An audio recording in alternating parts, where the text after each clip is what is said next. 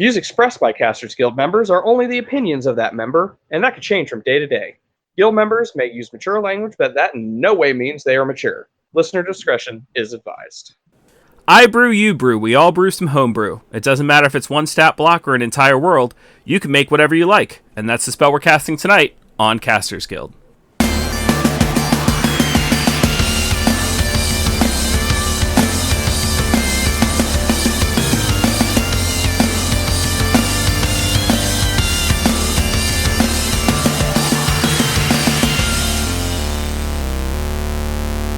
Thank you for tuning in tonight's episode of Casters Guild. I am your guild master and mostly homebrew virgin, Rick Perry. And I am your guild master and pretty much only do homebrew, Baron Kane. And joining us again as a returning guild member, feel free to introduce yourself. And I am Anthony, poly homebrewist. Nice. Yeah, a little bit of column A, a little column B. I've heard of both ways. Yeah. And this is basically our third part in our How to Play D&D series. We've taught you how to play. We've taught you how to be the DM. Now that you've played for a little while, you've DM'd for a little while, now it's time to dip the toe into creating your own beasts, your own items, your own world, and everything. So let's go ahead and kick this off with what was your first homebrew? Mine was, well, in a fantasy setting. It was so long ago, I can't remember, but it was this very Arabian kind of setting, like the whole you all start as slaves kind of situation. And we ended up, it was very much of that kind of fun, loose, Aladdin-y, Disney kind of vibe where we were fighting evil, but it wasn't heavy like a lot of narratives, which I really liked. But in regards to tabletops in general, it was Mage the Ascension, and we were fighting the Void, I think is essentially what it was. But yeah, so Mage the Ascension was the first experience with TTRPGs, and of course, it was also a homebrew setting as well. You know how fucked up that is? I mean, really, anybody listening at home that has had any experience with Mage the Ascension. I liked it. No, that's fine. Yeah. But it was your first foray into it was Mage the Ascension. Yeah. Christ. Yeah. What is that So I've heard that a lot, but I never understood why that reaction is. Have you played Werewolf the Apocalypse? No. Have you played Vampire the Masquerade? I have witnessed it. I've watched other people play, but I haven't actually played myself. So you don't realize how simple those two games are as compared to Mage. Oh, really? Yeah. It was a little I got it, but in comparison to 5e, which I run primarily now, it was astoundingly more difficult. But of course, I tried to get into the hyperfixate on 3.5 and such, which was very rules heavy. But yeah, in comparison to 5e, it was definitely a night and day kind of experience. I think it's probably a thrown into the deep end kind of thing. In order to learn how to swim, you threw yourself or whoever threw you right into the deep end, and you just learned how to swim. So now it didn't seem that difficult because that's how you learned. Whereas other people who started in the kiddie pool and started to work their way up to the deep end, it starts to seem a lot more difficult. Well, that's how I learned how to swim anyways, so I kind of poetic. Fair. Now, you said that was a homebrew world, but again, anybody that kind of knows White Wolf, it's canonically Earth. Yeah, so it was Earth, but the conflict, the apocalyptic setting, that was kind of was the homebrewy thing out of our game master's mind brain. Got it. Also, for those listening at home, I have chickens in my office, so I am not strangling them. They are just loud assholes. So those of you that don't have the video access that we do, Anthony's a fucking liar. He's absolutely choking my chicken. He's just choking them right on video. Yeah. That's actually the inspiration for my homebrew. I won't be elaborating. As well, you should not. Yeah. There are children that listen to this. Well, not according to our demographics. Yeah. Oh, well. So we are marked explicit, so we're good. That just means that the cool children listen. Anyways, moving on. So it's weird. My first homebrew was literally the first game I ever DM'd. The first game I ever ran, and it was because all I had when I started out were the AD&D books. I didn't know. Oh my god, no. I didn't even have those. I had those red ones. Wasn't that AD&D? The red box was AD&D, yeah. I'm talking about the thin... The thin ones, yeah. That wasn't AD&D. A&D were like big hardcover books. Really? Pretty sure. I mean, I'm deferring to you because I never played AD&D. Then again, the AD&D that I'm used to was also what was referred to as second edition. Yeah, like I always assumed that original Dungeons and Dragons was just a chainmail supplement, and it wasn't like a standalone game until AD&D. I wasn't saying I was playing original D&D either. Yeah. My first DMing experience was Homebrew because I wasn't about to be bothered with reading any of these published articles or published books. I ended up doing a published book, and I think that the Homebrew is more well received for my players than going through Out of the Abyss. But that being said, Out of the Abyss is already it's a trudge, man. It is a task to go through that whole campaign. But yeah, same. My first DMing experience was homebrewy as well, and it's kind of shaped the world that I kind of built for my home games. That'll always kind of be canonically in this like lore, I guess, mythos and such. Right. And I will say that it was very, very this homebrew that I came up with was very much just a way for me to explore my fascination with mythology, because it was essentially just a world with 3 zones. There was an ice zone, there was like a middle area that was separated by sea, and there was like little archipelagos and stuff like that would jut out into the water, and islands, and then there was a desert. They had the Norse gods, the Greek gods, and then the Egyptian gods.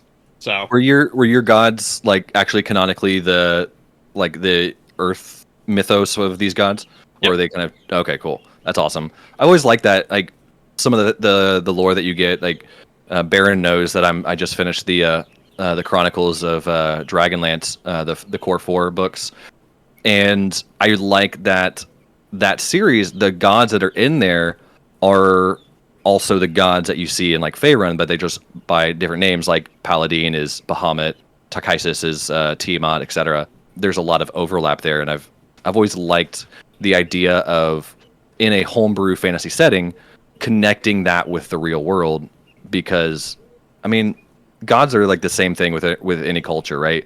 You can have like this god was essentially the same thing as this god in these different cultures from around the world. So, do you figure it out which what edition the books were? Well, how do you know I'm even looking for it? That's not cool. You don't know what I'm doing because I can in see my free time. You don't know. It just says Dungeons and Dragons on it. But then again, they were also dicks and made the new box set the same way. Like it from what I can tell. Pause for dramatic effect. It's hard for me to tell because the red is what I remember is, and I don't know if this is just my memory playing tricks on me. The D&D set that I had was like the red cover, and it had that Larry Elmore work of art on it. But I don't know if that's just me, like, oh, I remember this box set. But I know that my original one was a red cover. I just may not remember what exactly was on it. Sure. I think I didn't realize my first homebrew was homebrew. And this is where my homebrew imposter syndrome sets in, because like I've never like sat down and written anything as far as homebrew goes. I've always been a run the module kind of guy. And since I started DMing in 4th edition all the way up until now DMing in 5th edition, I've just read the book and gone, wouldn't it be better if it was this? And then decided it was that. And that's homebrew. So I think it originally started with a 4th edition game that I was running where I was kind of getting burnt out on DMing. So a friend of mine who played in that group said that like he would step in for a couple of modules, because the way I was doing it back then, 4th edition had a bunch of interconnected Faerun, Faerun, Lost and Forgotten Realms modules. There was like 4.1 and 4.2 and 4.3, and like you can kind of run them in whatever order you want. And basically we were taking those and piecemealing them together into a campaign and like tying them together however we could figure out how to tie them together. So he offered, because it was kind of getting burnt out and he wanted to learn how to DM, he offered to step in and DM for a few of those. And I created a character, and then I would make that character still exist as an NPC when I would step back in and I would DM. And eventually that character's backstory became the running campaign. So like they'd get to step in and play with that character sometimes, because I'd actually step in and play that character sometimes. But most of the time he was just doing stuff in the background and kind of puppet mastering a little bit, and they wouldn't find that out until like towards the end. And that was kind of like my first homebrew. And it got to the point where when I was running one of my first 5th edition campaigns, I would look like I'm sitting there reading out of the book, and I'm just making it up entirely off the top of my head as I look like I'm reading it out of the book. And like I literally pulled the Bo Burnham and like put the book on top of my head and was like, I'm making this up. Why am I lying to you? And I mean, you know, it's just, I just keep it going, and like everything that I make up for that world from the 4th edition world carried over into my 5th edition version of the world, and it's all my version of the Forgotten Realms. And anytime a player would go, wouldn't it be cool if, I'd be like, yep, it would be cool if that, and that's part of the world now. And just that is my homebrew, is I've just kind of tweaked everything I've ever come across. Yeah, I think that there's just kind of for like new DMs that haven't experienced homebrew, like I think that they don't realize that they probably already have been homebrewing, because like you said, right, you wouldn't be cool if this happened instead. Okay, cool, I'm going to do that. You're homebrewing, fantastic, great job. Do more of it. Make your own story. Like that's kind of like you can run a campaign, and like that's fine if that's all you want to do. If you want to run a published campaign, that's great. More power to you. But I'll tell you that seeing like an emotional impact from my players based on a story that I kind of created myself, like I didn't, there of course, where there was inspiration based on narratives that I've kind of consumed over the years, but like the actual narrative was kind of something of my own. Seeing an emotional impact that left on players is one of the best feelings that you'll get as a DM, right? It's very rewarding to be homebrewing, and it's also very difficult to, like, as a new DM, to kind of delve into that, because you don't want to be like, oh, well, what if I suck? Like, you're already doing it. I promise. You're already kind of taking, taking creative freedom on the published module. Just do that. Just take that inspiration and run with it. If you run long enough, like let's just say you get, your Forgotten Realms, that is absolutely going to be a homebrew world if you run it long enough. It's not going to be the same thing. You're not going to leave it unchanged. I mean, especially as your characters get to be, above level 10. They are going to do some world-changing things, and it's not going to be the same. Yep. The spine of the world may get flattened. What you gonna do about that? The spine of the world had scoliosis. Right. Yeah. It's good. It was a good thing. It healed the world. Healed it. That would be funny. I mean, you're aware, like, we're about to do the podcast, and I'm about to either make a whole bunch of Dragonlance fans kind of apathetic about the whole thing, or really upset. Like, I'm taking the whole Dragonlance series. I'm heavily inspired by that series. I mean, I'm just going to fuck it up. It's fun. I like it. I have a great story in mind, and I also really enjoyed that story. So taking inspiration from that heavily, and also shenanigans afoot for so that we can, creative freedom to have those shenanigans. My only goal in there is to make Kender not annoying again. Again? So they weren't annoying before? Not to me. Oh. Kender are great. I love Kender. They're little chaos goblins. Not goblins. Yeah, I guess in a fantasy setting you have to be particular about goblins because they actually do exist. Creatures of chaos. I think my biggest holdback on creating Homebrew was always I was afraid of balance and just making something entirely broken or something too hard for the players or giving them an item that would just like make them way too powerful for anything I could throw at them. And I think one of the things that people need to realize in order to get over that particular barrier, if you're like me and that's a barrier for you, is that D&D is not a balanced game.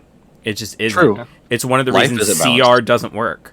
When you're trying to like create an encounter for your players, if you just use straight CR, it's not going to work. You'll either create something that's way too easy or way too hard. Because D&D is not a balanced game. If you take two characters that were made 100% by the book, one of those characters is going to be more powerful than the other significantly. Any min-maxer will tell you that. It's not a balanced game. So what you have to realize is you don't have to create anything balanced. And because you created it, you can always change it on the fly. If you gave your players an item and that item takes out the dragon that you created on turn 2, then you just write a bigger hit point number on that dragon and keep playing. It's one of those things where you can't treat it like it's sacred. So, I mean, the whole thing about it is like you can't be afraid to break the game because if you wrote it and you break it, you can fix it. And it's not as difficult as you might think to just change a number and fix it and just make it fun. I would say, too, that if you... Because there are going to be times where your players are going to get upset when, like, let's just say they found a big loophole and they exploited the hell out of it and they break the game, quote-unquote. If they are a decent person, not just a decent player, if they're a decent person, they should be open to a conversation about, hey, you know, I didn't anticipate this and I kind of want to keep the game going. Is there any way we can work around this? Right. Yeah, I think. But on that note, like it's kind of like, oh, you got this really cool toy. Do you want to get it nerfed, right? Like, do you want to get it taken away, or like usually what I would do is I would just nerf it a little bit, right? And they would be understandable, but like let them run with it. I've always tried to find a narrative hook to kind of find a ways around my mistakes. Cursed weapons are great for that. If it's been some time, be like, so you realize that the moon is a full. I would like a full moon. Like you to make a wisdom check. Make it like a full moon. Like, you know, have a later cadence so that they can have their fun with this item on the fly. I just like, all right, I'll take the L for that one. Yeah, oh yeah, on the fly, you don't have any other choice, really. You kind of have to let it happen. The conversations like what I was talking about happen after that session. Yeah. In between game, you talk and you're like, okay, thank you for not destroying the world in this game with what you just did, but yeah, no, and I will say in all honesty, there are varying degrees of DM skill. And Sure. A lot of players are going to have to accept that the person running their game is not Matt Mercer or Brennan Lee Mulligan. Right. They're not. Right. And they have to be a little more accepting on when the DM makes a mistake. You know? Yeah. And I think that boils down to just like, remember that this is a game. Yes. And these are humans. And humans are valuable. Like, it's okay. Yeah. Y'all are really just here to hang out and tell stories together and roll some dice.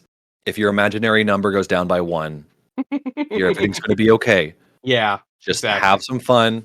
Maybe plan a little bit better on your attacks. You'll be fine.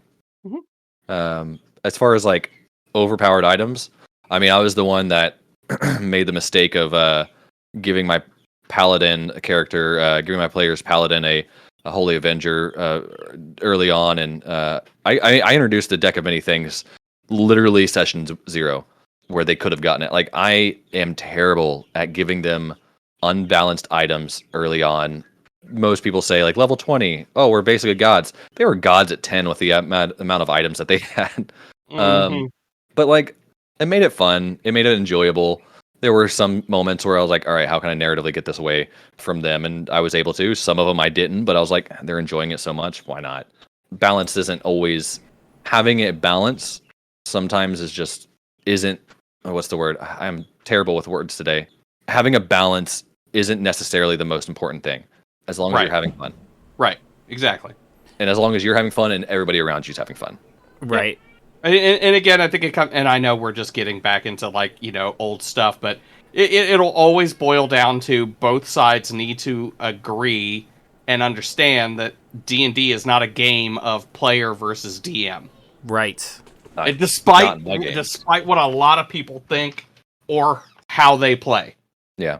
My games are usually DM versus players. What was the first encounter I gave you guys? Combat encounter was something like that almost wiped you guys out. Oh, was it the plant monster? The bug monster. Bug monster. That's what it was. Yeah. But in my defense, I was running a campaign for level 20 characters at that time, and I did not have a lot of recent experience on low level parties, so it was kind of a mistake. But then again, you guys made it out okay. Oh, well, Rick, that the one game I was running for you guys, again, Homebrew, right. I was like, oh, let's look at these CRs.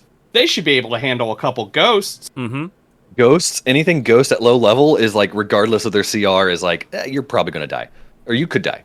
I immediately nerfed these guys. Immediately nerfed them. I maintain that. So the whole reason they were tough is because they literally age you, right? Mm-hmm. And how much was it, Baron? It could be 10 years a scream. Mm-hmm. Yeah, 10 years. So I maintain that for like half of that party, it honestly would have been fine. Because for elves, half-elves, gnomes, anything that lives hundreds of years, like 10 years is nothing. However, there was like a tabaxi in the party, I believe. And if there's humans around, 10 years is going to be like huge. Yeah. So that's one of those cases where I think knowing your players and has a lot to do with how you balance that out. I should also point out that I did take away their damage resistance as well. Yeah. See, so you guys are nicer DMs than I am, because my philosophy was whatever the range of HP it has, like it always gives you the average and then it tells you how much it is, like what dice it is. Like, so if it's 10 plus 20 or something like that, that D is a multiplier. It's 10 times 10 plus 5, right? So it's the max amount of HP that they could have. And then I'll just throw some other fun stuff on there because, like I said, my players were gods early on.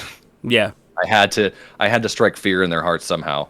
And if that meant make them beefier and give them some weird shit to play to use against them, let's go. Oh, yeah. Hey, that's homebrew, right? That's homebrewing a monster. Oh, I'm sorry. Let me take that back. So... You're not allowed. They don't have to scream. You just have to see them. Mm-hmm. And if you failed by 5 or more, you could age max 40 years.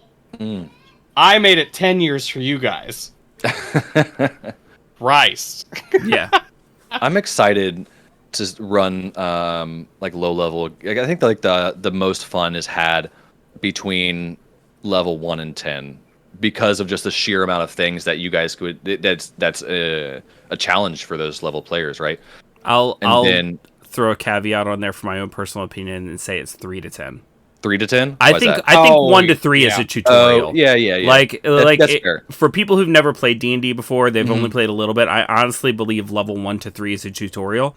It's why most pre-written campaigns, the actual campaign starts at level 3, and like sometimes they'll give you a little pre-adventure to take the characters from level 1 to level 3 if they're starting at level 1. But in my personal opinion, if you are starting a campaign and you have players who've played D&D who are proficient at D&D, you shouldn't be starting any lower than 3. Yeah, my thing was start them at level 2 for the prologue for session 0 and then level them up afterwards. So like for the previous recording, we did that for a few episodes just so they can get kind of familiar with their characters, familiar with their other party characters, and then I could add a narrative note on to what that level 3 looks like, because that's whenever you get all the cool shit, right? Sure. So like, the Fey Wanderer, you got the horns and the vining horns and shit, and warlocks get their pack, so I can add a narrative note in there and kind of tie it all together with the what I call the knives of the story, right? The player knives, or the character knives rather. So yeah, it's I've always liked to do as a start level 2, so that way we can kind of get familiar. But if you're like I'm going back to DMing for my previous party, same people here soon, like they would start at 3 because we're already familiar with all of their like them as players and their play style and such, so it makes sense. Right. Yeah, I think going back to my published campaign, I think that Homebrew is probably going to be, I mean, as a majority of the narrative would be the main driving force of my DMing, just because for one, most of my DMing is now going to be on a podcast, it's going to be published, right? So I want to be able to have the ability to twerk it a little bit. Nope, not twerk. Tweak it a little bit. Also twerk it. It is an audio, so it's everybody else's kind of imagination there, right? So sure. But you're not bogged down to the lore that is already kind of set in stone. Like you can pull from it, but you can be inspired by it, but you're not compelled to adhere to it, right? And whenever you're putting your content out like that, there's always those people that are going to be, well, actually, ... So homebrewing, even the published, the more published story settings, allows you a lot more freedom in that vein. Yeah, because nobody can actually your story. They can, but I just have the fuck you. This is my and this is why, right? Yeah, it's like actually this is how it goes, and you're like, no, because this is my story and it goes how I say it goes. Yeah. If you refer back to the literally episode 1, you'll understand why I can, and also fuck you. This is my show. So what you didn't know was there was something brewing in this world the whole time, and it's like, really, where was that wrote down? Right here. In my mind brain. Bitches. I have a question. Have any of you ever ran a homebrew game or just had a really good time in a published setting that you were inspired to write a narrative, regardless if you wrote it or not? That whole I can write a book out of this, or I can tell stories out of this, or something like that. And if not, looking back on it now, what would be that book? What would be that campaign? So weirdly enough, I have 2 instances. I'm going to pull the Casters Guild privilege of answering your one time with a couple times. Weirdly enough, and I'm going to count this as a game set in an established world, specifically Faerun, but it was a video game. Okay. Oh, okay, okay. But it was Neverwinter, and I had my nephew make a character, and we sat there and we talked about the character. We built up this whole story behind her, and it was amazing. We put a lot of this thought into this one character. And she's sitting in my notes right now with a fully fleshed out background, and it was you know what? I kind of want to write. I want to write a whole book about this person. Right. Yeah. She's a paladin of Sune. Nice.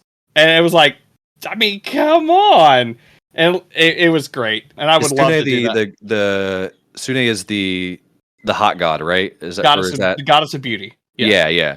The goddess of beauty and MILFs everywhere. Yep. And it's the whole thing was, the clerics, the clerics of the priesthood and stuff like that would always tell her well, you could go far in this priesthood if you were just a little more attractive, kind of deal. But she just doesn't, put on makeup or do her hair like all these other people do. She's just as beautiful as she is, a 18 charisma, as beautiful and likable as she is, she just doesn't put forth the effort that they do. She actually goes out, boots on the ground, helps people, spreads the love of Sune and all this stuff. She does the work that Sune wants her to do. She's got the Joan of Arc bad bitch energy. Yes, exactly. Yeah, I like it. So yeah, it was really cool. And then the other one was a homebrew that I didn't play, but I had a direct hand in. Mm-hmm. It was, my friend was running it, but he gave each of the players a hand in creating their corner of the world. Essentially, their corner of the world. We were all part of this city but they're all like children of nobles. Okay. Children of the leaders of our respective peoples. Okay. And Kind of like Eberron's houses kind of thing. Kind of, yeah. Yeah. But then come to find out, my guy was actually the son of a mayor of a halfling nation. Because, the halflings have different names for their people, and like their head guy is a mayor and stuff like that. So anyways, they ended up losing their home and taking refuge in the human city for like generations. Yeah. And they kept their titles, and to them, they equated to human nobility, even though it didn't before kind of deal. So, the mayor is like, oh, I'm noble of the halflings. We call it, mayors. Meanwhile, everybody else is laughing at them. Yeah. Because, and like, wardens were actually halflings that would go out on the countryside and protect the countryside. And my character's family came from a family of dog breeders and stuff like that. So they so the humans were kind and gracious to bestow the noble title of warden upon my character, but really they wanted him to go around and catch dogs, like stray dogs and stuff like that. But the stray dogs that he captured ended up becoming like strong war dogs and strong. So anyways, he ended up becoming a paladin. Man, I have a thing for paladins. So anyways, he ended up becoming a paladin, finding a new homeland for his people, rediscovering the gods of his people, and like establishing an entire halfling nation. So that's pretty cool. That was fun, and I would love to write a story of everything leading up to that. Yeah. So I think for me, like my most recent campaign with the gods, right, would be great, but like not in the element of the traditional high fantasy or like serious narratives kind of thing, like that you see with like The Witcher and what is it? Dragonlance and Lord of the Rings and such, but more on that vein of what was Critical Role did with Legend of Vox Machina, of just slapdick comedy and not much thought into battle tactics, because that was essentially our campaign. Is how can we do this in a way that, for one, pisses off the DM, and for two, is hysterical. I think for a while there, they like around level 10 and such, they carried around a white dragon dick and used that for a lot of ridiculous things. Somehow they ended up, I think they burnt down an inn with, and I think the catalyst was a white dragon dick. But yeah, like it doesn't make sense. I don't remember I just remember the beginning and the end, and that's it. But I think that would be a really great story to tell with narrative freedom for the weird parts. But that would be, I think that would be the one I would choose. Me personally, any game I've ever DM'd, I think I would, if I were to write a story, I don't think any of them would be like a novel or a complete narrative. I think it would be series of short stories.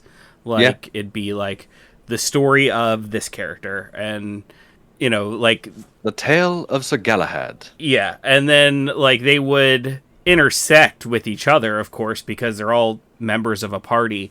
But the way I tend to take these pre-written campaigns and I homebrew them on my own is each character gets like a section in the spotlight. Like one of the things I always ask for my characters during a session 0 is like a wish list. And on the wish list isn't just like items and things that they want, but like maybe something they want to get done by the end of the campaign. For example, in my most recent campaign, my wife had made a lizard folk rogue, and she's like, okay, I want him to have a clutch of eggs before this is done. Like, I want him to be a dad. I want him to like have a family. And so at some point in time in that campaign, I write in, a story where he meets someone he can have a clutch of eggs with, and like, maybe they fall in love, or like they do their whole thing, and like that would be one of the stories. And I wish more players were willing to do that. Yeah. I don't know where you got that, and it's okay.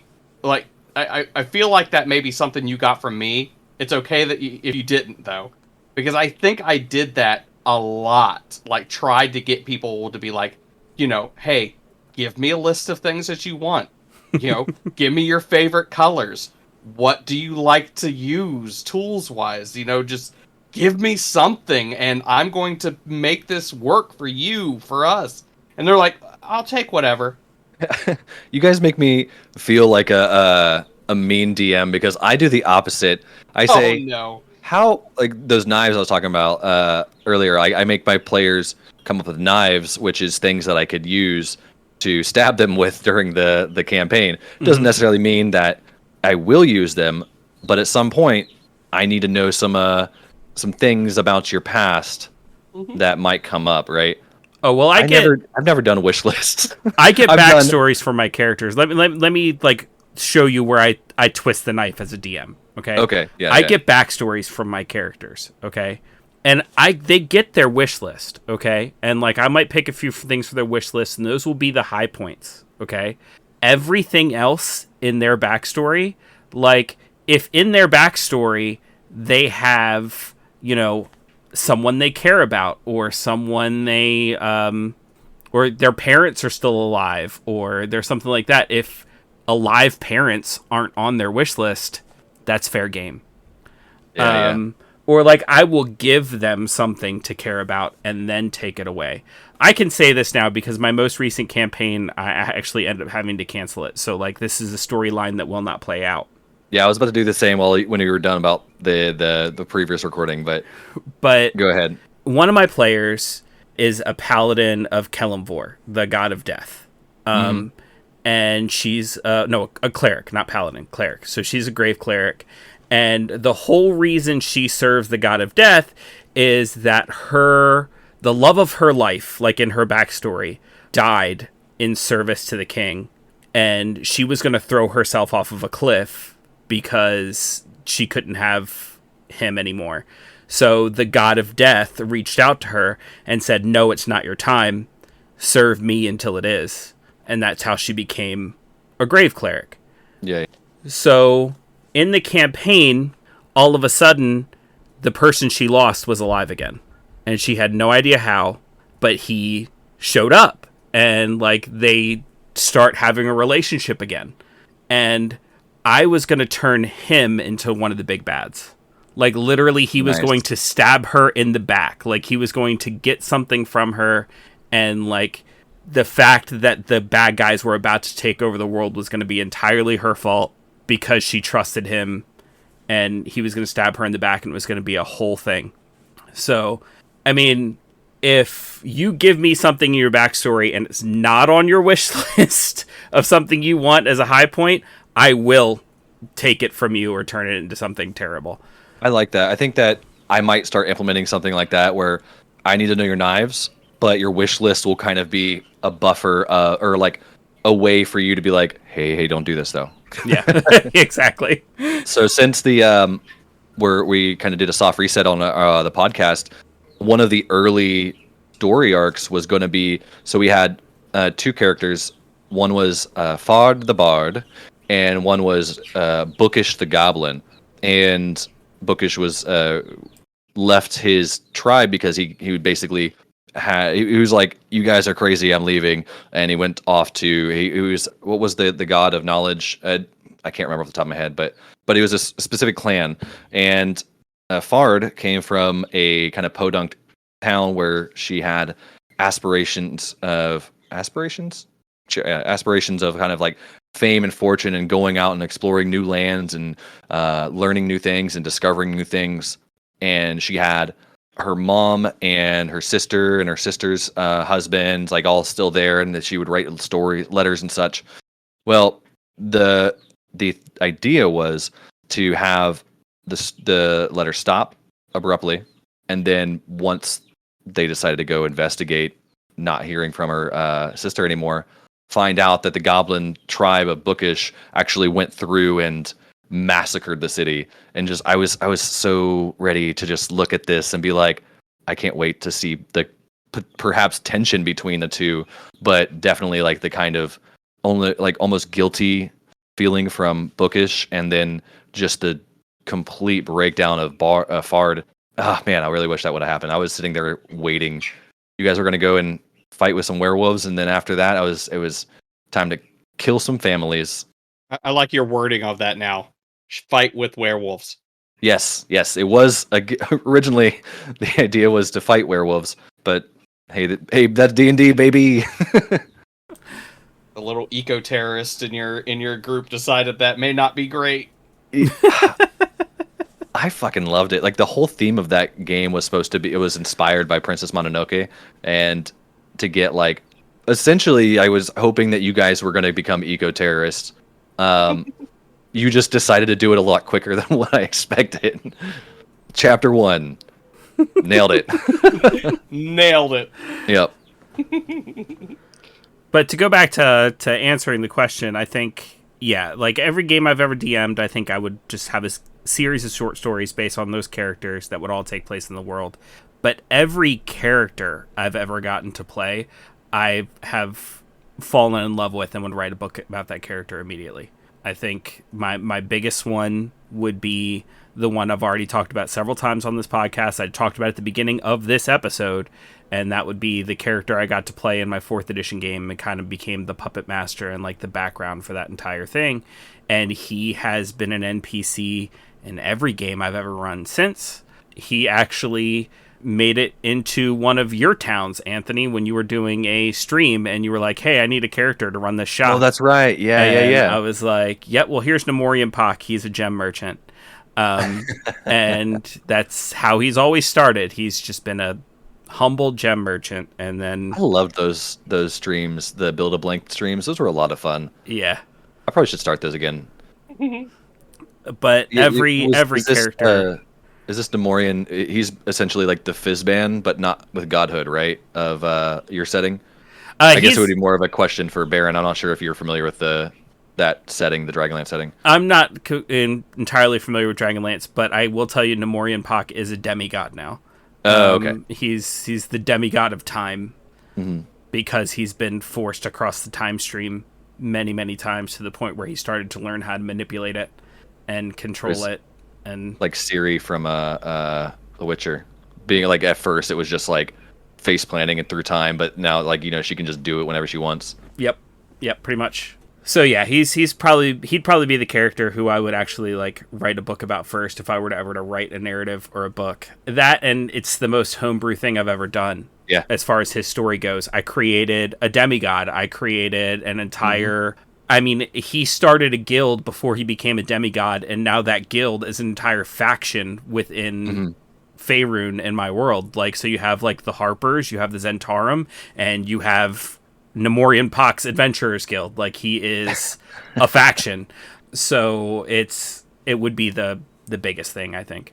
Yeah, homebrewing factions has been something that I tried to delve in, and I really tried to lead my players into following the kind of side questy storyline to do that, and I fleshed out like a whole ass thing about it. It took me like a month and a half to finish, and they literally got the letter and they're like, nah, threw it away. I'm like, you son of a bitch. It's fine, like I could use it later, but like, damn it, you gotta do a better job of baiting that hook. I try, like whenever you're basically gods and have, the Swiss bank of funds, it's kind of hard. Yeah, I think that's where the wish list comes in. Like, it's smart, when you know exactly what the characters want. Like, one of the ways I got one of my earlier characters to join Nemorian Pak's faction is, she was a Circle of the Moon druid. And she just wanted to be able to see as many animals as she could. That way she could turn into them. Because, like, I was going hard on that rule where in order to turn into it, you have to have seen it. Is that actually a rule? I didn't actually know that. It is. I mean, not many people enforce it. I mean, but it is a rule. You have to have seen that animal. And then when it comes to druids, a lot of them, I mean, it's really easy to write into your backstory that you've seen an animal. But in her backstory, she was sheltered, so she hadn't seen any. I still think that rule is awfully generous. I think that the druid should take time studying the animal. Right. Yeah. I mean, does it count if you have a picture book of an animal? that DM discretion, I think. No, I guess I'd ask you, both of you, what you would. I mean, obviously we know, like, if it was the Encyclopedia Britannica of this specific animal, would you allow it? This is my ruling.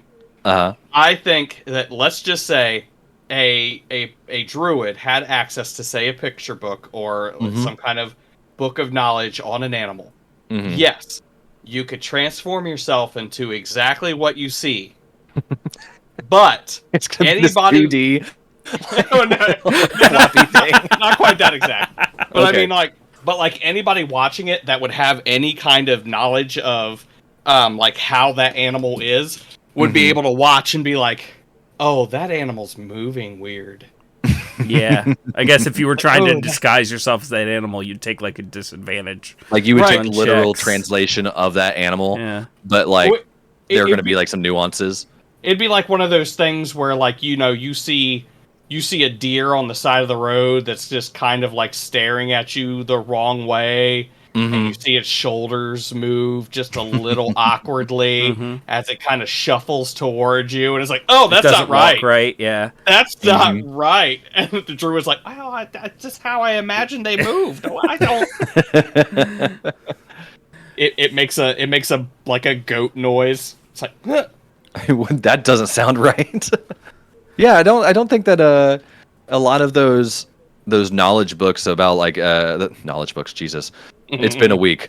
Those like books about these specific animals really go into the sounds they make, because it's kind of weird to describe that in text. Yeah. I think it would all. I mean, like it's a world of magic, right? So I mean, I guess if you had a book that like literally the pages were enchanted to where you could see the animal move, and then like you could turn the page right and it would make the animal's noise when you turn the page, or like because magic, right? I want that. Possible. I want. Yeah. What was those old magazines we used to get about animals and Zoo books? Yeah, I want zoo books, but like make it arcane. Yeah. Now I want a druid / sorcerer that travels the world studying animals and like makes these picture books. I think that'd be a druid artificer multi-class. I mean, that's on you. Whatever you want to do. That's not my thought though. He's making magic. Well, you know what? Fuck it. No, it'd even be wizard specifically, not sorcerer. Yeah, because if anybody knows their way around a magic book, yeah.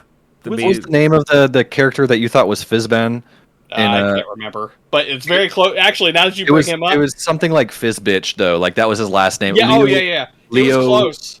Like something like Leonidas Fizzbitch or something, and he was basically the inspired by a really like kind of what's the word? He was like this really like. The Chimera guy from Full Metal Alchemist, he like put his daughter and the dog together, and like magic happened. It was kind of like that, but make him less problematic, but not problematic. And he always talked like this, and he fucking cussed all the time, and he's just like this weird, deranged, crazy person. But also, backstory for that guy, his whole family was inspired by Encanto. If you guys would have went to the outlying city of Baldur's Gate to find out, they were essentially a whole bunch of sorcerers that were in charge of a town, and he was just like, you guys are fucking crazy. You got like mental health issues. You gotta get your family together. I'm going to fucking Baldur's Gate to make something of myself, But yeah, that was a little, I guess, homebrewy family storyline that was inspired by Encanto. Nice. But to finish the story. Oh yeah. Oh shit! I'm sorry. No, it's fine. It's fine. I mean, like that's this podcast in general. Yeah, I guess. Yeah. So that druid really wanted to see more animals to be able to turn into, and from the 4th edition campaign I used to run, there was a character who joined that faction who was a ranger, and like her whole deal was she wanted to basically start an animal reserve. So, on the grounds of the guild hall, there was that character's animal reserve. So I was like, yeah, you want to see more animals? We have an entire menagerie. Come check it out. And she got to come and hang out and check out all the animals and like add a bunch of animals to like her list of animals that she could turn into. And so it's all just about, knowing how to bait that hook. So maybe that's something I need to work on is finding better hooks, right? No. I think your hooks are great. You need better bait. I have good hooks, very sharp, curved hooks. Mm-hmm. Your bait is shit. Yeah, I mean, that being said, like, I can't remember. I think it was at the end of a session, and everybody was like really fucking drunk at that point. Like, our home games get kind of sloppy around the second to third hour. Sure. But anyway, this is the Homebrew episode. So before we get too much into just telling stories about our previous characters and campaigns, assuming we have a listener out there who's thinking about starting their first Homebrew, where would you recommend that they start? I think if they want to start their own homebrew, where should they start? Think about, if you're a reader, what is the book that kind of like really inspire, like what is like really draws you, right? But if you weren't a reader until, well, recently, like me, I used to read in school though, like when I was younger, what was kind of like the draw for that, right? Like what was your childhood inspiration for imagination, and just pull from that. If you're looking for ways to develop a plot, which is something that I struggle with a lot, I think a lot of that is just due to like the imposter syndrome and such like that, which is why I do try to do more published settings, but my own story is, like using your imagination from like either childhood or what really kind of pulls you in narratively. But like there's a ton, especially nowadays, that they can pull from that are actual D&D content. It's actually D&D content in any medium you can think of. Stories on Reddit, literal D&D books, narrative books, like stories, not just campaign settings. You could pull from, if you like silly shit, go listen to Brennan Lee Mulligan for like a minute and a half. You'll be hooked. If you like a little bit in between of serious and silly shit, Matt Mercer and Critical Role are great. You can always, Adventure Zone has been kind of a guilty pleasure of mine right now. But there's plenty of inspiration to go. Just go and consume content that you're not going to be confident within something unless you're actually consuming content. So the world is your oyster, I guess, is what I'm trying to get at. Yeah, I think that you generally just said what I was going to say. I will be more shameless, however, and assume that none of you listening are going to be, online and trying to make money off of this stuff. Mm-hmm. You're not going to be a published, televised D&D GM. Blatantly steal your shit. Oh, yeah. Especially if you're just getting started. If you're just getting started, your best start is blatantly stealing it. You watch your favorite TV shows, watch your favorite, and this goes for, anything. If you're running a White Wolf game, why don't you watch a couple seasons of Supernatural and go to town? Oh, yeah. You know what I mean? If you are wanting to run a D&D game, watch Lord of the Rings, figure out how, this is how you want your dwarves to be. Maybe the Mines of Moria will be right there in your game. Just don't expect the players to act like the Fellowship, because they won't. No, they won't. Not at all. But if you need ideas, you can get inspiration. If you are just wanting to blatantly rip some stuff off, when I first started homebrewing, I kind of fell into the whole, oh, you know what? I'm just going to pull from this. I'm going to pull from this. Mm-hmm. And then the imposter syndrome started hitting in later on in life, where it was like, I should be a better DM than this. This should all be coming from my head.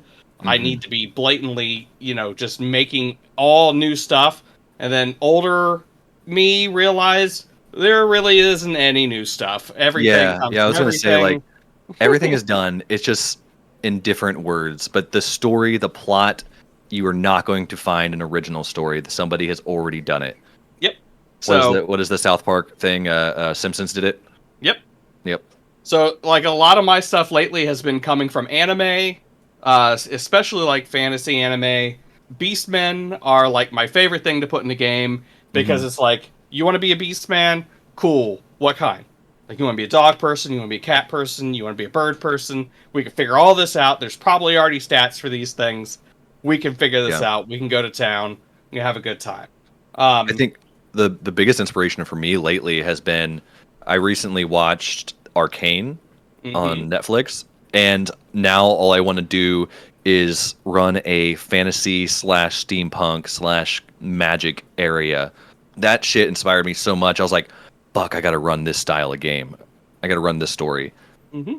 Let me know when that's starting up. I'm going to sign up immediately. What's that? Let me know when that's starting up. I'll sign up immediately. Yeah.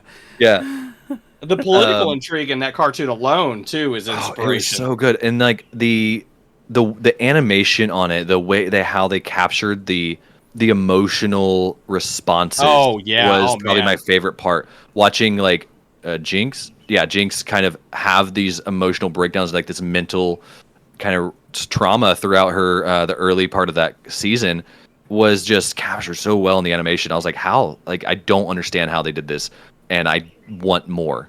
But yeah, like I guess to kind of circle back to the conversation, find something that gives you that kind of emotional response, and just fucking run with it. Yeah, and you know what? And honestly, most of the time, I'll tell you this. Most of the times, if you're watching something, reading something, and it gives you that kind of emotional response, and you put it in a game, it's going to give you the buy-in too. Well, most of your times, your players aren't even going to notice it. Sure. When they do notice it, though, and it's something that they're familiar with, I guarantee you that when they first saw it, they thought it was cool. And when you do it, and you're paying homage to it, they're going to notice it and be like, that was fucking cool. I knew what this was. And let them have it.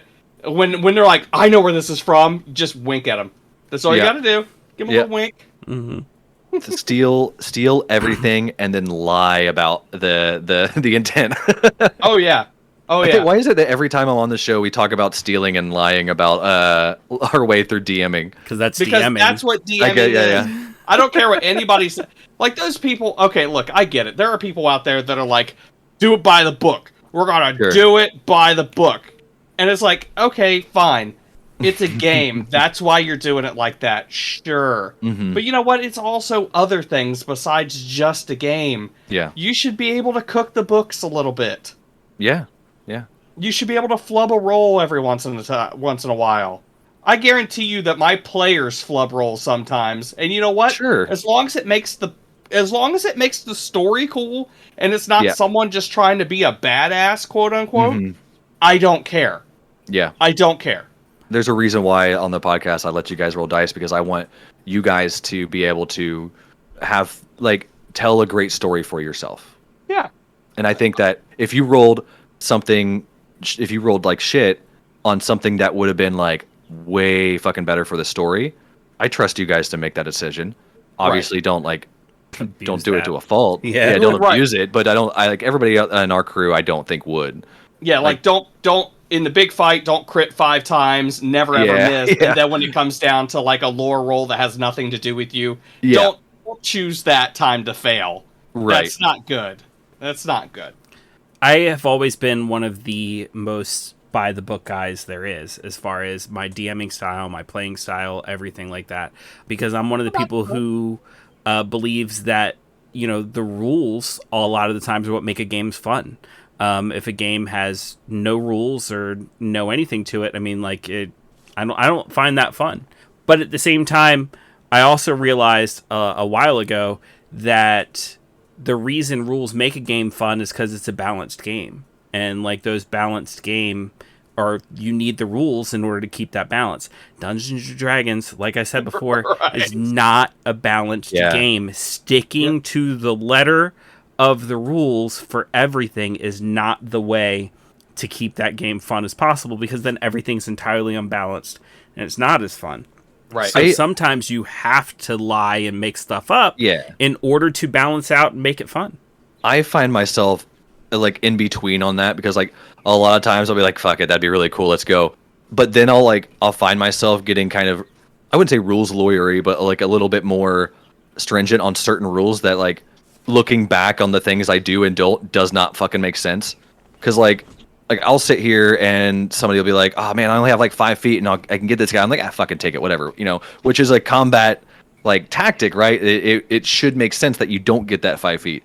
But then for things like the druid thing, I could see myself really harping down on the having to see. In fact, spending time, I like that a lot actually. And it just does not make sense. But I'll finding the things that I do and don't harp on and like really get stringent to on rules. So weird looking back on it now as far as my career as a D&D or a DM. It all comes down to what makes it fun, right? Yeah. But to go back, the advice that you're giving for first-time homebrew is to look to fiction and, in not so flattering words, steal from it, right? There we go. I was about to say, he's making it sound so pretty. I think, no. Find something that gives you that emotional response, because if you get that emotional response, you'll have your own buy-in to be inspired to create a great story, whether you know it or not. And but I think that's steal great. Everything. I think that's great because as a DM, when I have players creating their first characters, if they're having trouble putting the character together, one of the first things I'll recommend is, who do you want to be? Pick somebody from fiction. What story do you like? Pick a hero, pick a character, pick whoever. Who do you want to be? And let's try to build that. Yep. Right? So we're essentially giving the exact same advice. So, and a piece of advice I'd like to give is, if you're a dungeon master and you've given advice to one of your players on how to build a better backstory, how to build a better character, take that same advice, twist a little bit. That's how to build your better homebrew. Yep. But no matter what, you're going to need some dice. And if you need some dice, why not check out our affiliate Geeky Clean, who are proud to present their monthly Dice Bomb subscription box, the ultimate dice goblin enabling service. If you sign up right now, the first Dice Bomb you will receive will be June's Vanilla Cake Scented Bath Bomb with Rainbow Pearls dice inside. And then each month you will receive a carefully curated Dice Bomb complete with a set of premium resin dice for your TTRP collection. Get 10% off with our link in the description, or you can use our discount code Guild Decree. Transitions are so smooth. Yeah, that's good. That pre-recorded segment, I bet, fits perfectly into this. Yeah. So good.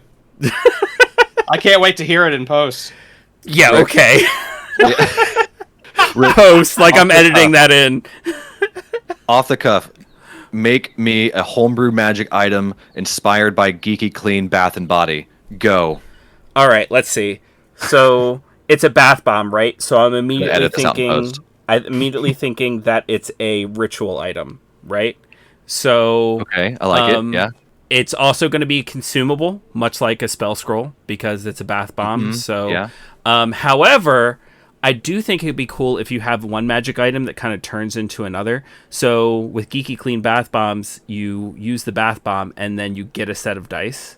Mm-hmm. So it could be cool if you have, you use it during a long rest. If you use it during the long rest, then the next day you get an advantage on any charisma checks, any charisma-based skill checks, because you smell good. That's smart, yeah. And then you also get an item that lets you use the lucky feat once per day, and that's your dice. I like that. I'm going to take something from that and twist it a little bit. Same thing. I'm going to change it to a short rest, because ain't nobody taking a bath for 8 hours. And if you do, there you have a different problem. You're just a giant prune at that point. But I've been I've been really into like fate and narratively, like fate and timelines and all this other things, because I'm trying to figure out how the fuck to tell this story on the podcast. But I'm going to say short rest. You roll a D7. Is that how many fucking dice come in a set? Right? 7 dice. Yes. And just roll every dice. Yeah. Or you whatever, which on the table you roll. I guess you roll a D6, right? Because one of them, I think two of them are this D10. Mm-hmm. Based on that is the dice you get to add to one ability check or anything for that day. Nice. And also the charisma check, because that actually is really great. You do smell awesome. I might actually do that. I think that's fucking bath bomb D&D item. Let's fucking go. I like the idea, because like with a ritual, you need ritual items and stuff like that. I like the idea of condensing doesn't even matter what it is. You condense a ritual into one little thing, and it's essentially a bath bomb. Mm-hmm. And to use this, you essentially just get in a warm bath, you drop it in there, instant ritual. Yeah, it's like a spell scroll, except it's specifically for ritual spells. It's a consumable ritual. I like the idea of it was the item of wondrous power, like the the dog, the mastiff, and there's a whole bunch of them. Like the lion you can get, you basically speak a magic word, but they're just bath bombs, and they're like those like shrinky dinks that you the dinosaurs that they just kind of expand as it dissolves and turns into the fucking thing. I actually have a world that is essentially a post-apocalyptic world that has become a fantasy world. Yeah. I may actually put that in my game. I might put it in our game. Like that's these are the kind of shenanigans that I hope to realize during these recordings. And see, this is what I'm talking about. If you're listening and you're thinking about your first homebrew, like I literally came up with that item off the cuff because I was challenged to, and like obviously that item can be workshopped a little bit, right? You literally think about just it, yeah, literally. You think about it for more than 5 minutes. You think about some of the things that, like, some of the ways your players might use it that you maybe not originally intended, and like maybe you make up some other things for it, and you play test it. I mean, and the only way you play test it is give it to your players and see what they do, and like write it down in your notes and maybe change it a little bit over time. The next campaign, you give them the same item, just change it a little bit. I found that like workshopping and bouncing ideas off of other nerdy friends has been the best way to kind of flesh out these things. In fact, I'm stealing Baron for a narrative session soon before we start the podcast. Same with a few of my friends for some narrative workshops for the podcast. It's just been but like being like, all right, here's my idea. And they're like, cool, I like that. Ooh, what if this? What if that? What if this? And you just kind of come up with this amazing story. Having that person to bounce ideas off of is probably the best way to kind of gain that confidence within what you're trying to do. Yep. I have literally done that with Baron and a couple other DM friends of mine a few times when creating things. I really like giving my players physical things. Like, I like handing them a box, and like it's like, oh, what's this box? And like, I think you showed me that lock box that you had or something like that. Yeah, and that lockbox was a collaborative creation between myself, Baron, another DM I know. Actually, I'll just say it. His name's Ryan. He's been on the cast plenty of times. So, like, one of the things Baron helped me come up with is a figurine of wondrous power, as a matter of fact, where I had that's the word I was looking for. Yeah, I had a tiny little koala Beanie Baby that was maybe 2 inches tall. And so I threw it in, and I took a large mini base and glued it on the bottom. And that way it was a large mini as well for actual use in the game. So it was a figurine, and when the players would throw it and use the command word, they could actually put it on the map because it came to life, right? And I actually made it a teddy bear. So with Baron's help, I wrote up stats for a cloth golem. That's awesome. And it could literally hug you and start to smother you. Like, you would literally have to make endurance checks because, like, it was like cutting off your air supply as it smothered you with its cloth body. I like the idea of something like that, but the reverse, right? It's basically your healer and just goes around and hugs you as an action to kind of give you a whatever amount of health back or whatever, removing any kind of adverse effect. Mm-hmm. Yeah, healing touch. Yeah, exactly. Man, I'm getting a lot of like ideas from this episode that I did not expect to, and it's really awesome. That's Caster's Guild for you, man. Yeah, that's what I'm talking about. So you've been doing the homebrew thing, like you've been doing build the blanks and stuff like that. Are there any tools that you use that you'd recommend to any of our listeners? Yeah, it's good. I wanted to bring this up. So like, I build terrain, like 3-dimensional high detail terrain for like that you see in dioramas, but instead of, I mean, I do dioramas too, but a lot of times I use it in place of battle maps, kind of like what Dwarven Forge does, but I use XPS foam, which is like pink insulation foam that you have in your walls, and a whole bunch of like other just random things that you collect that you find is really good for crafting. And I find that whenever I'm crafting that, I am inspired by like what I'm doing. Like, oh man, like this kind of looks like XYZ. It would really be cool if this, and just kind of let that thought process go. As far as digital tools, the main thing I've used is Google Sheets, and I don't recommend that to anybody because I know it works for me because I'm attention deficit. I'm pretty sure I'm a little bit more autistic than just ADHD, but it works for me. But the whole Google Workspace suite is free and it's at your disposal. Use it. For there's a lot of D&D tools that you can use to kind of get inspired. Fantasy name generator has always been really good for creating names for characters that I want to build. That I'm not good at naming people, right? You can only have so many Boblin the Goblins before Xanathar's Guide has been a lifesaver for me when they literally gave us 10 pages of names in Xanathar's Guide. Yeah. It's just like, look up, Elven, male, first name, last name. Yep. And what's I cannot remember the map making software. I haven't used it in a while, but I got it from the Humble bundle for super, super cheap. It was some sort of map making tool. I cannot remember off the top of my head what it's called, because there's a couple different ones that you can be using. Wonder Draft. It is a paid thing, but you can. I still think it's fairly cheap, and I think it's only like a one-time payment. So if you have like an extra X amount of dollars, go use it, because like you can start just kind of fiddling around with maps. It can be world maps, it can be battle maps, and I mean this is the digital era, so like everybody's using Roll20 and using Discord and everything. So like use these tools to your advantage, right? You're going to get inspired by so many different things that you don't realize you get inspired by. Like I used videos and podcasts and books and narratives and such like that as kind of the prime example, because that's more or less the main thing you're going to have that emotional response. But like I was saying, like I get inspired by just building terrain or making maps or making a D&D player character on D&D Beyond, like just immerse yourself in so many different facets of what this means, like what is kind of more or less in the Venn diagram of Dungeons and Dragons. You're going to find inspiration from something. To circle back though, like what's that one? There's one online tool that I use a lot. I think it's like Donjon or something like that. It has a ton of different elements of D&D related generators. Basically put anything in Google search XYZ generator, you'll find something. Yeah. But Google Sheets has been the biggest tool that I've been using for note-taking, generators, lists, databases, etc.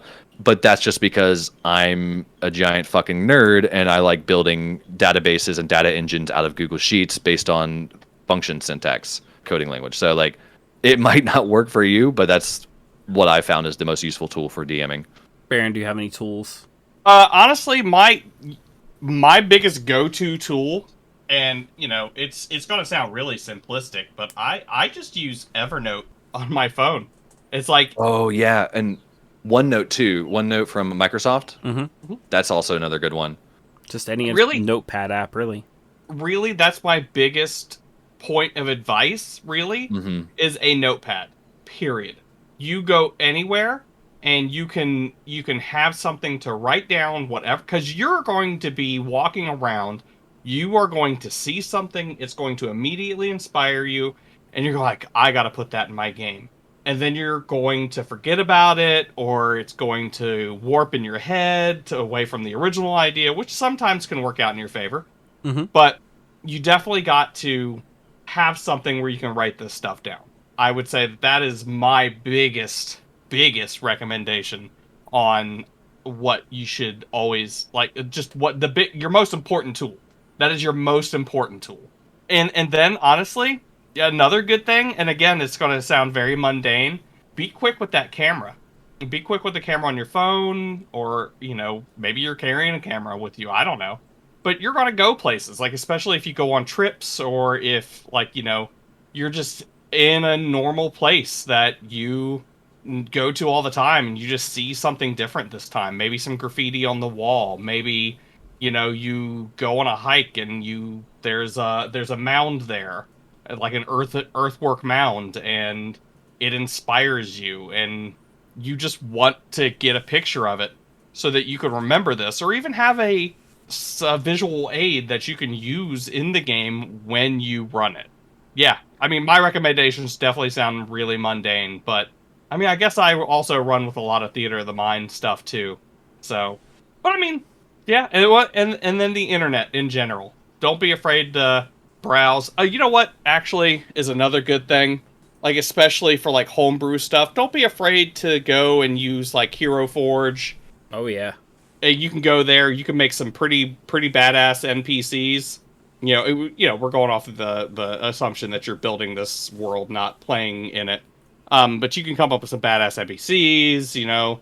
I think that there is a thing on Steam that I know a lot of people use, but I haven't had any experience with it. But it is, I think it's a tabletop simulator. Mm-hmm. Oh, yeah.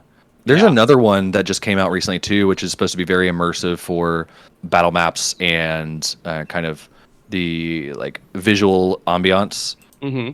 I can't remember what it's called. I think I'm booting up Steam right now just to find out because now it's going to bug me. There's one that's been advertising directly to me recently, and I haven't had a chance to use it. But the barrier for entry is to watch their tutorial video. Like if you watch the tutorial video, then they'll let you use the tool. So like you don't even have to buy it. You just have to watch their. It is called Ardent, Ardent. Oh, I think I have that on my phone. I haven't watched the video yet, but I plan on doing it at some point in time, and just checking out the tool. That could be another good one. But I think what it really comes down to is if you've been DMing for a little while. I mean, like let's assume this isn't your first time behind the screen and you're trying to build a whole world from scratch, right? If you've run a couple games, you have more tools than you think you do. It's just a matter of using those tools in a different way and using it to build a world. But I think something that might be fun to do is we've given the advice to just straight up steal. So let's let our listeners steal from us. What's a cool piece of homebrew that you have written and you haven't had a chance to use yet that our listeners can steal from you wholesale? Oh, man. So it would be that guild, that faction that I built that's never been able to be used, which was the Huntsman's Catch, which was stolen by the Slayer's Take from Vox Machina. This campaign 1 of Critical Role. That it was inspired heavily by that, and essentially it operated the same way. The lore came from the Slayer's Take. After the end of campaign 1, there was, not to give spoilers, something bad happened, and it was found that in my homebrew, it was found that the Slayer's Take had a hand, though indirectly, with that. And so a lot of people split off and made the Huntsman's Catch and found theirself somehow in Waterdeep. And that's where the guild happens. But you using that and building lore off of it, it was a lot of fun to build. Make some side quests based on the monster hunting as well. Like that's a very easy thing to do. Side quests on hunting monsters. There's so many Monster Hunter related mediums out there. But yeah, take the monsters the Huntsman's Catch and let me know how it goes, because you'd be the first one to use it. I kind of have two. It's 1.5 really. I would like to make a guild decree that Baron always has to give 2 now. He usually gives 3, so I don't think that would be too difficult for him. Guild decree. Pass, anytime, got it. Anytime that somebody says, "Can I get an example?" Baron has to give at least one. Yeah, he has to give more than one. Guild decree. Guild decree. Fair. So I have one that I'm especially proud of, and these are both races. But oh yeah, I already know. I'm not going to say anything, but like I got excited. my favorite one are the Feltborn, and I it's funny though because I like made this race, and then I've seen that other people have done it, but I've actually really proud of, because they fit directly into this homebrew world of mine. So essentially they are in this world, in this modern, essentially alternate universe Earth kind of deal. There was a huge global conglomerate of a company that built itself on children's properties, and the felt puppets of that world in this new fantasy world were so imbued with magic and imagination and stuff like that, they started coming to life. So they essentially became their own race in this world. Now, in the game that I'm running, nobody played them as intended. Everybody wanted to get this character, this race that I made, and we're like, we want to play him differently. So I had to make sub races for everybody, and it's like, okay. So if anybody wants to play them as intended, they are on D&D Beyond under Feltborn, so feel free to look them up. And then the other race, which I think is what you were thinking of. Probably.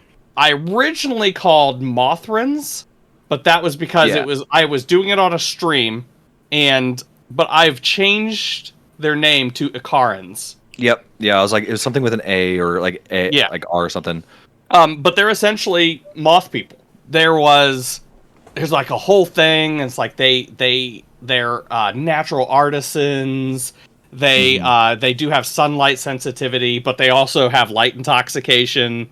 So like if they're in light, or they have to make a wisdom roll to avoid being drawn to strong light, and when they're in the presence of it, they become essentially drunk. But they also have like, the dust from their wings have like a narcotic effect on people who aren't Icarans. So yeah, I really had a lot of I put a lot of lore into these guys. I didn't. You did, yeah. Realize I remember it took me a couple sessions to read through it, but yeah, it was a lot of fun. And if you're a listener, I recommend that. What do I recommend? Baron's content. Yeah, and it's funny too, because the way I was going to introduce them, it's a whole story, and I may even just do a one shot just to introduce these guys. Yeah. You know what? I think I will. I'm going to do a whole one shot just to introduce this. Publish race. that shit. Hell yeah, yeah. I think I will. All right. Clerics of the Scree. I've got a couple things myself. One of them is kind of an adventure hook, depending on how your players take it. But if you have given your players an item, and you find that item is too powerful for you to balance out or make enemies stronger, it's just too much, I want you to keep in mind that red dragons are very greedy. And if your players have an item that powerful, especially if it has a name, the dragon knows it's out there. They now know your player exists, and they want that item, which gives your players a decision. They can pay it as tribute to the dragon, they can try to pawn it off to someone else, they can try to stay on the run from the dragon, or they can try to fight the dragon. But no matter what, they are now going to have to deal with a red dragon because of their powerful item. And red dragons are no fucking joke.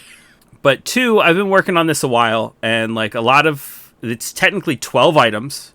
A lot of them are still in concept stage, some of them are fully fleshed out, but I have 12 intelligent items that are based off of the 12 signs of the zodiac.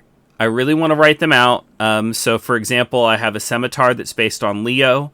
It can be a +1, +2, or +3 weapon, depending on the relationship that you have with the intelligence on the inside. Leo is a Leonin, and it's a scimitar that instead of doing slashing damage, you can use an action to have it do piercing damage instead, and it does extra damage when it does, and that's the Lion's Bite. I also have a set of gauntlets that are based off of Gemini that can actually curse you into having a split personality to where you're not sure who's going to be in control at any given time. There's a bow for Sagittarius.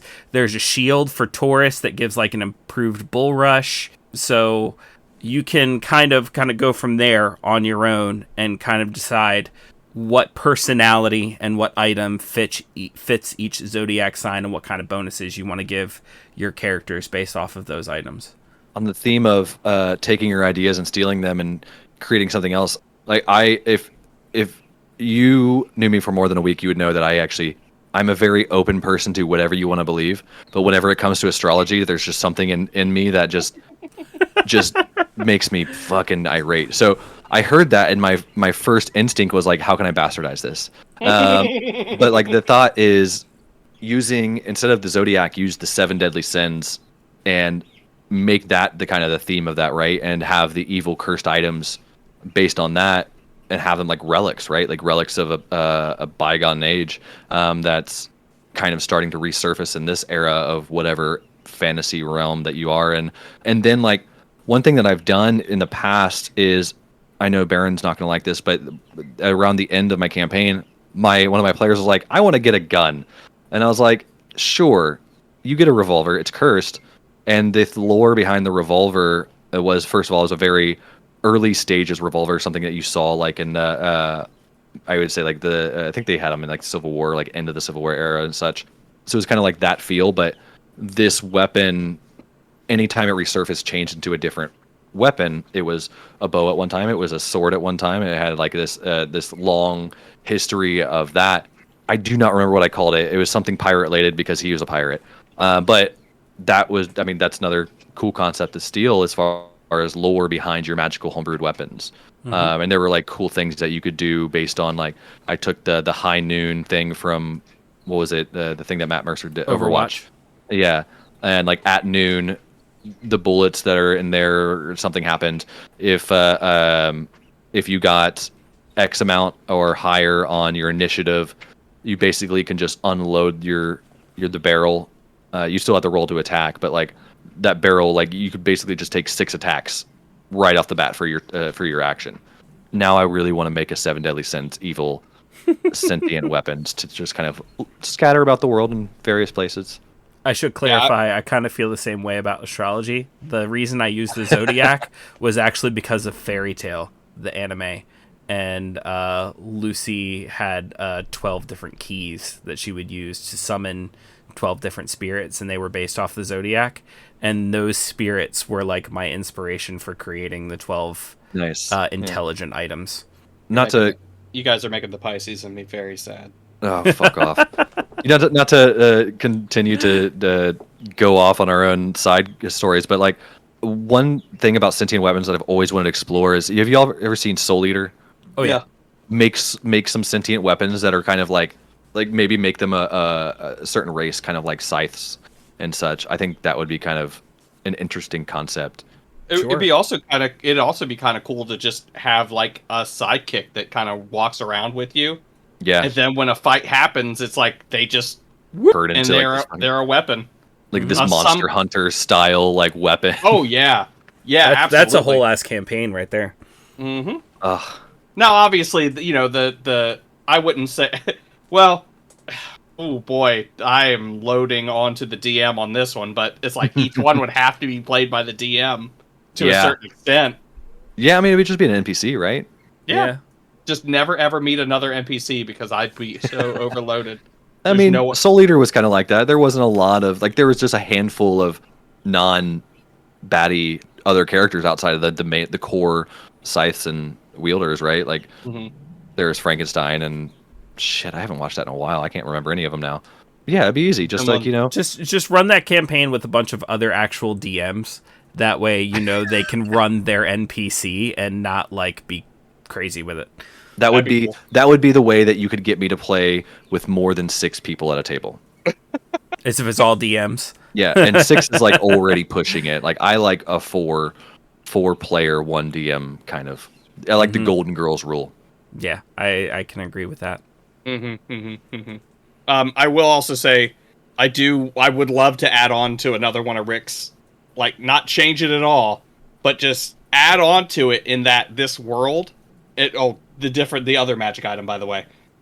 This world has 10 major sword artifacts in it, and they are hidden across the world.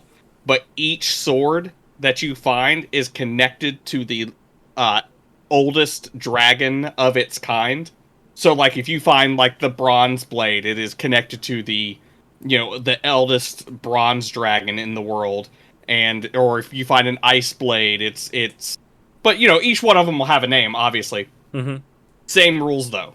You find this blade, that dragon knows you exist. That dragon wants this blade. I would imagine, I think it'd be cool if those blades just had the same names as the dragon. Like it just carried the same name. Absolutely. I think you're kind of describing like the One Ring right now. Like once you wield it, they know where you are. Yep. But unlike Sauron, they're dragons and they can move. Yeah. They will come get your ass. But that would be great roleplay though, because if you think about it, it's like, these dragons want this blade at all costs. Yeah. So how would each dragon go about getting that blade back? Yeah. You know what I mean? The good ones, sure, maybe a brass dragon would come in and, try to fisticuffs you down and take your blade. But, what about a silver dragon? Would it fly in and just be like, look, Here's the deal. I'm going to have that blade. Mm-hmm. It's kind of like a disappointed dad kind of Yeah. tone, yeah. Look, I'm not mad that you found my blade. I'm just disappointed because you seem like a really great guy, and I have to kill you now. Or you can just give it to me. Or even like, look, you give it to me. I'll make it worth your while. Yeah. Mm-hmm. I mean, I could see a dragon doing that. It's like I love can to see a see a gold green dragon dragon do that. absolutely paying you to get the blade. I would like to see a green dragon do that because green dragons are like cunning, and there's like a lot of like intrigue in there, and I've always liked the pulling from like running a green dragons for that reason, finding out how they would get that sword. I think this episode should be called Grand Theft Rick because we just keep stealing your shit. That's true. It's fine. It's fine. That's kind of like that's homebrew right there. Well, that's fair. just We steal it. literally the segment of this part of the episode was literally Steal what my do you shit. have that other people could. So, yeah, that's perfect. I mean, that's a whole world, though. You realize that, right? That's Yeah. a whole world in and of itself, where dragons are like a thing, Mm-hmm. and these blades are just. And you could even make it so like the dragons generally just leave people. Even the evil ones, they're like, "Fuck it, we have our own shit to deal with. Mhm. We're not messing around with you guys. Whatever." Or so the dragons are like, they are kept in check by the eldest of them. Mm-hmm. So like the eldest of them are like, don't fuck with the mortals for whatever reason. Don't fuck with the mortals because we don't want that trouble. Or don't fuck with the mortals. They deserve their peace. Don't fuck They're with the mortals. insignificant. Don't fuck with the Right. mortals. The theme of every fantasy genre ever. Absolutely. But like let's just say your red dragon blade, right? Mm-hmm. The red dragon comes out and they're like, "Oh no, we're keeping this blade," and they end up somehow killing the dragon. What's keeping the red dragons from staying? So they sweep the land. Your act of killing and keeping that blade has unleashed red dragons on the land. Mm-hmm. Or in some of the dragon societies, maybe it's a keep what you kill kind of thing. Like you are That's really now cool, yeah. the elder Now red you're the dragon god, yeah. Mm-hmm. Now it's skin your job starts to keep them in check. scaled up. Mm-hmm. Oh man, I want to play D&D now. I haven't played in a few, quite a while, because we were on this like hiatus, like in between sessions. I mean, we did podcast stuff, but like, I just want to go play D&D. All right. Does anybody else have any other questions or topics they want to cover? What else can I steal from you? I need if you can get me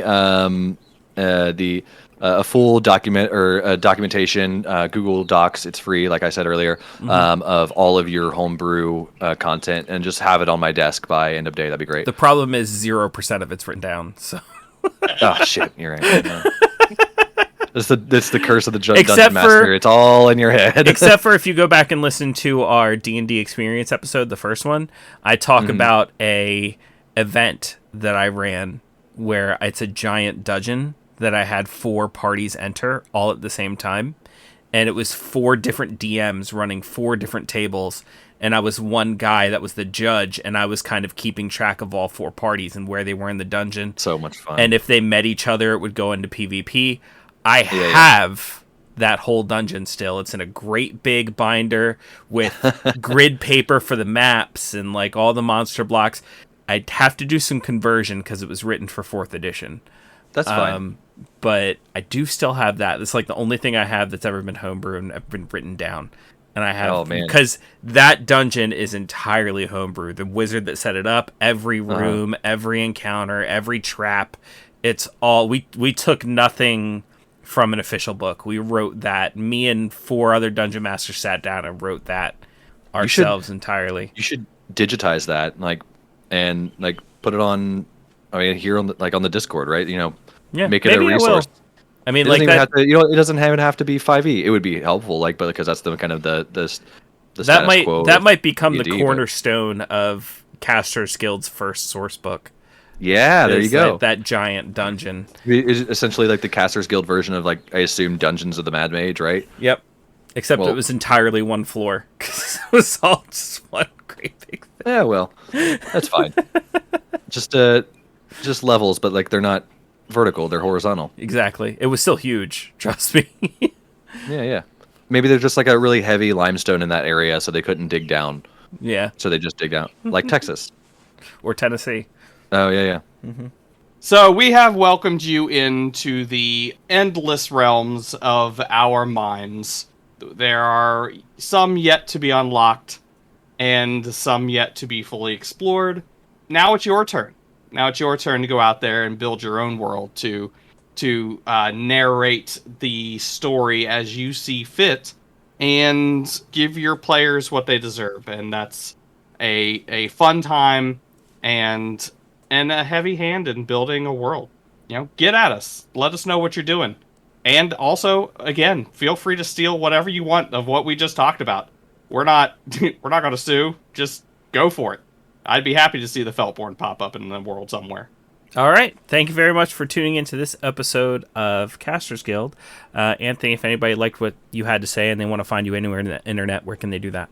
Yeah, sure. For the niche group that might want to might like what I had to say, that's going to be online. You can find me pretty much anywhere as Disco Daddy. But more importantly, you can find myself and a whole bunch of other nerdy friends creating ridiculous content for you under the Fandom Encounter table, or more known as Project FET. A lot of fun stuff, a welcoming community, bunch of shenanigans at us, I guess. And, of course, don't forget to, when in doubt, steal Rick's ideas. That's right. All right. Email us at castersguild@gmail.com. Let us know what of our ideas you used and how they turned out, or talk to us about anything you want. Find us on all the socials.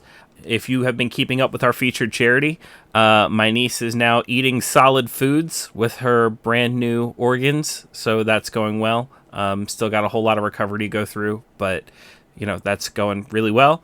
Make sure to check out that link for the story. Make sure to check out geekyclean.com and links down below. That's the best way to support Casters Guild if you want more Casters Guild content. And we will see you in the next one. Bye-bye, everybody. Bye. Bye. Later. Bye. Adios. Haha, bye.